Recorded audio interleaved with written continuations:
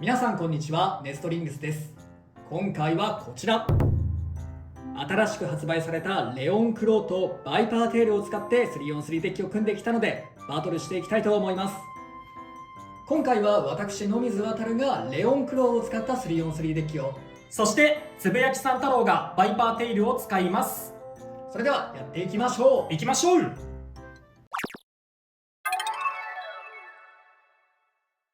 それでは最初にシュートポジションを決めるじゃんけんをします。最初はグー、じゃんけんぽい。左側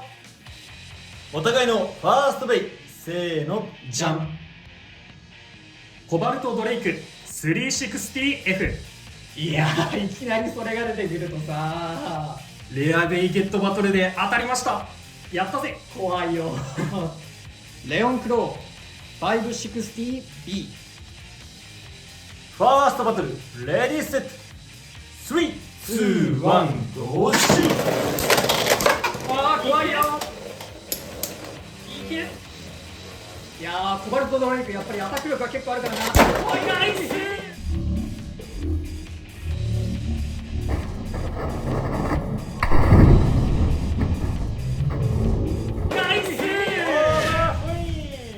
激重の一撃。コバルトドレイクに2ポインやったぜ。重量差があるようなとんでもない攻撃だったな。すごかったね。重かった。ト。重い攻撃だったね。めちゃめちゃ重い一撃。お互いのセカンドベイ、せーの、じゃん。バイパーテイル 460LF。 ドランソード 360P。 セカンドバトル、レディーセット、3、2、1、ゴーシュー。トップで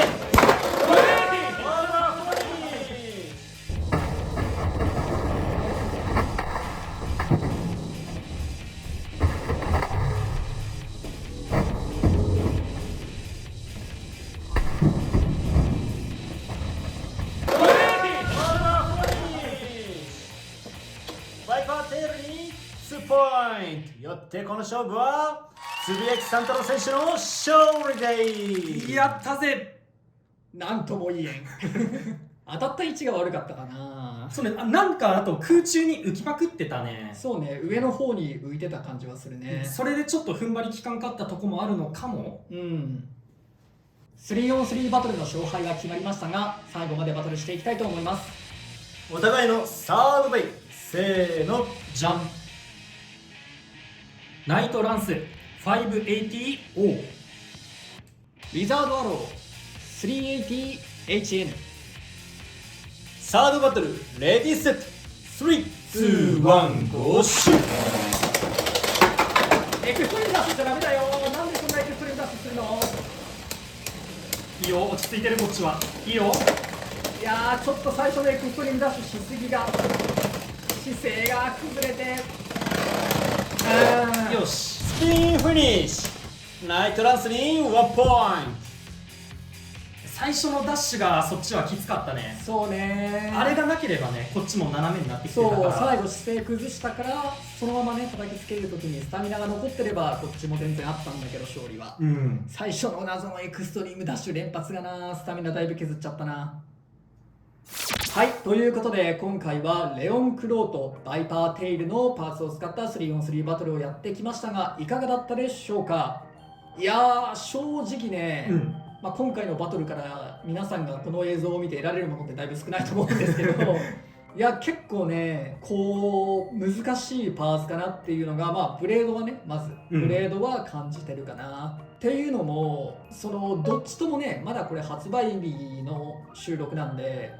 僕たちもね全然分かってないっていうのはあるんですけど、撮影始まる前にね少しやってた感想としても、なんかこうめちゃめちゃ強い強みみたいなものが今んとこまだ見つかってない。そうなんだよね。そのレオンクローもバイパーテイルも両方ともね。で、俺が今回バイパーテイルをちょっとローフラットというなかなか珍しい組み合わせで使ってたかと思うんだけど、今回バイパーテイルが削り持久って言って上から相手を押さえつけて相手の体勢を崩してスピンで勝ちますっていうブレードなんだよ。だけどね、ちょっとバイパーテイルのブレードが上の方に重心が行き過ぎてて、ちょっとスピンで戦うには自分が体勢崩しやすいかなっていうのを思っってて、スタミナ系のビット使うとちょっと俺にはまだうまく使いこなすことができなかったな。で、重さ測ってみたら意外とバイパーテイルとブレード重くって、ヘルズサイズよりも重さがあったから、ちょっと今回はアタック運用で特殊な使い方かもしんないけど、スピン勝ちではなくアタックで使ってみました。そうなんだよね。今回ね、僕はワイパーテイルは今回は 3on3 デッキはレオンクローの方を使ったんですけど、でもね、自分で使っててもバイパーテイル結構姿勢崩しやすいなという印象はどうしても拭えないかなとは思いましたね。上から攻撃して相手の姿勢を崩すっていうコンセプト自体は分かるんだけど、その相手の姿勢を崩す時に自分の姿勢も崩れるというか、結構ベイブレードってね、お互いに姿勢を崩し合うみたいなことが起こりがちなんですけど、バイパーテイルはね、一回崩した時に起き上がるのちょっと大変そうかなっていう印象もあって、コンセプト通りに戦おうとすると相手によってはかなり厳しいバトルになっちゃうかなとは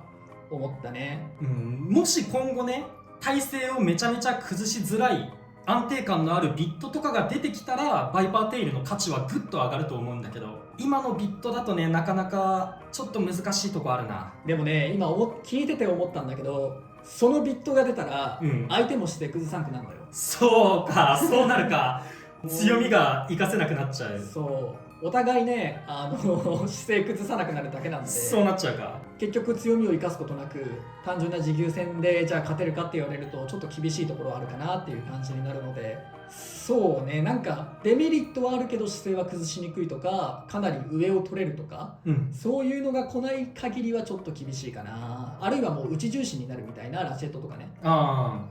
どうだろうね。めちゃめちゃ綺麗に調整してバランス崩しづらいみたいな組み方もしできるんだったら強いけど、ただそのね、調整して綺麗に回るようになるっていうのは一人で回してる時のことが多いからね。バトルになっちゃうと綺麗に組んでもちょっと体勢は崩しちゃうのかなっていうところはあるかな。そう結局ぶつかり合うからね、ちょっとね、バイパーテール持久でやるにはもっともっといろいろ考えないといけないなとは思ってるね。だからこそローフラットでね、ぶつかりに行くっていう選択肢は、ありっちゃありかなって思ってる。ただ本音を言っていいですか。はい。そのローフラットでぶつかりに行く戦い方をするんだったらね、バイパーテイルじゃなくてもシャークエッジとかでいいんじゃない？やめなさい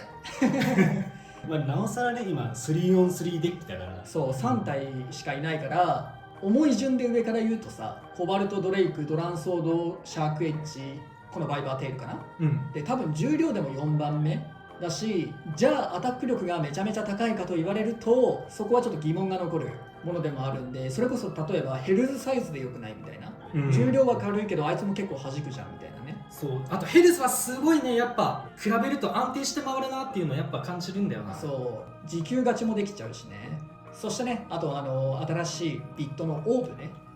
これだね、俺が今日、3期目で使ってたやつだね。そう軸先が小さくなったボール軸みたいな、イメージのビットなんだけど、これはね無難に強いっていう感じはする。そうだね、形いいしね。だから多分今回のそのレオンクローとバイパーテイルのパーツの中で一番どれが欲しいかって言われたらこのオーブって答えるかなって思うくらい、このパーツ自体はいいんだけど、じゃあボールと比べて強いかって言われると、個人的な意見としては、ボールの方が1つか2つ上かなっていう感触があるかなとは思う。それは多分つぶやきさん太郎もちょっと使ってて若干感じたかな。若干ね、やっぱボールの方がね、やっぱりね、姿勢をね保ちづらいんだよね、ボールに比べてね。軸先がちょっと細めだからね。そうなんかこう倒れる角度がボールより急、でかつボールは結構その後姿勢を戻すみたいなこともやりがちなんだけど、今回のバトルでもそれに近い状態だったとは思うんだけど、一回崩した姿勢を戻すっていうのが結構厳しい。そうだね、印象があったね。今回バトルの後にも言ったけど、あの後ね、ウィザードアロー側が回転力を残していたら、最初にエクストリームダッシュしていなかったら、おそらくウィザードアローの勝ちだった、と思うぐらい姿勢を崩していたから、やっぱりね、その姿勢を崩しやすいっていうのはさっきのバイパーテイルの時の話じゃないけど、ベイブレード X では結構重要な要素の一つで、やっぱりこう重心を崩したから負けちゃったみたいな試合結構多いんだよね。だからそこをね、ちょっとボールと比べちゃうとそこのとこが弱いのがあんまり良くない点かなとは思う。だからそのこれがないと勝てませんみたいな、ああいうパーツではないね。とはいえやっぱりニードルとかと比べると姿勢は保ちやすいとは思うし、持久力もねあると思うから、選択肢としては全然あり。そうだね、なんかニードルとボールの中間が使いたいみたいな人だとね、オーブがいいかもしれないね。姿勢を崩しすぎなくて、かつちょっと持久力は欲しいし、あと最初ちょっと回ってほしいみたいなね。でバイパーテールの話ばっかりになっちゃったから、レオンクローの話もしようと思うんだけど、レオンクローはね本当に分かんない正直な話を言うとマジで分かんない。なんか悪いところが突出して悪いところがあるわけじゃないけど、突出していいところがあるわけでもないみたいな、なんとも言えないところにいるかなっていう感じがするね。そう、欠点はないんだよ。悪いとこはないけどね、じゃあ 3on3 のガチデッキに入ってくるかって言われると、そこまでの強みがあるのだろうかっていうのが、ただまあね、今撮影してるのが発売日だから、今後いろいろ試してみてね、強みも見つけていきたいよね。そう、手のひらくるくるするからベイブレード X でこう自分がないけど相手なかなかないから、そう、これは間違いなくレオン・クロー君だけの特徴だなって今んところ思ってるから、これね突き詰めてったら本当に面白いと思う。そしてあとね、このね新しいポイントだっけ、この P ビットはねワンチャン何かに使えそうかなっていうところはあるんだよね。この軸先がちょっとだけ、本当にちょっとだけ出てるフラット軸なんだけどね、でもこのちょっとがね思ったよりちょっとすぎてさ、結構暴れちゃうイメージがあって、自分で制御できないんだよね、その動きを。真ん中にシュートすれば落ち着いた動きになるって言うけど、ランチャー持って構えるじゃん、真ん中取りますおいおいおいおい俺の場所はってなっちゃうじゃんね、対人戦でやると。だから結局真ん中取れないじゃんになって、その中央で最初から居座る動きって結構多分難しいと思うんだよ、それをできないから、やるとしたら終盤に真ん中に落ち着くかなみたいな、そうね、動きになるんだけど、なんていうか自分でコントロールできないんだよ。それを最後までエクストリームダッシュしちゃう可能性もあるしみたいな風になるから、なんかそこをねもうちょっとねうまいこと使い分けれたら面白いんだけどとは思うけど、結構これもね難しいかなとは思う。ただやっぱり序盤エクストリームダッシュめっちゃして、最後スタミナは取りに行くみたいな、ちょっと持久もできるよみたいな、そういう戦法をするのであれば割とこのポイントは面白いかなと思って今回ドランソードにね使ってみたっていうね。そうだね、その最後の粘りがフラットよりもいいのかどうかっていうのをちょっとたくさん検証してみたいな。そうだね、それ次第でテーパーが多分相手として出てくると思うから、テーパーにその持久で勝てるのかどうかみたいな、そういうとこも見てみたいなと思う。だから本当今回は総じてね難しい、簡単に判断できるパーツじゃない気がする。そうだね、から、むしろ皆さんがねなんかこうめっちゃ強いですとか、これなんかこういうのいいですみたいなのがあったら教えてほしいぐらい。ほんとそう、今回ねまだ初日なんで全然俺らも分かってないっていうのはあるんで、今後どんどんカスタマイズが広まってって、いろんな人がいろんなカスタマイズをしていくうちに強いカスタマイズとかもねぜひ生まれると思うので、ぜひねレオンクローバイパーテール手に入れた方は強いカスタマイズ改造を探してみてはいかがでしょうか。私たちもねできる限り探してみたいなとは思っています、今回の動画とか通してね。ということでこの動画が良かったらグッドボタンとチャンネル登録よろしくお願いいたします。それではまた次の動画でお会いいたしましょう。バイバイ。バイバーイ。